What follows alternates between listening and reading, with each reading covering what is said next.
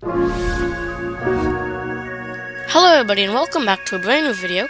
So today I'll be showing you how to calibrate your mousepad with your Razer mouse through Razer Synapse. So this works if you have a Razer mousepad or if you just have a regular mousepad. Either way you can calibrate it with your Razer mouse. So what you're going to do is you're going to go to Razer Synapse and just keep in mind that in order for this to work you need to have your mouse in wired mode. So if it's already a wired mouse then that's fine, but if it's something like mine is the Razer Lancet, it's either wired or wireless. You have to make sure you put it in wired mode just to calibrate it.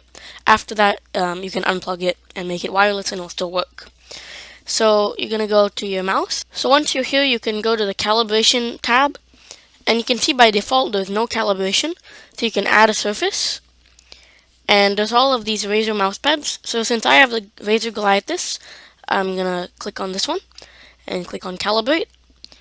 And you can see just like that, it's already calibrated it. Sometimes it'll ask you to do a bit of motion with your mouse, so you can just follow the on-screen instructions.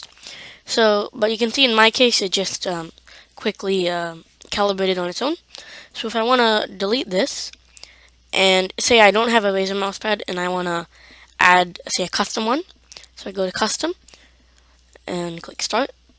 So you have to click the left mouse button, and move the mouse. And do it a zigzag pattern until it covers the entire surface. And you can see it's giving me a warning I'm going too fast. So I just need to cover the whole surface.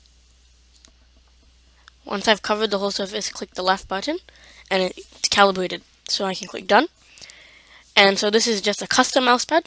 But since I do have a Razer mousepad, I'm just going to delete that and go back to the Razer Goliath Mobile and calibrate that. So yeah.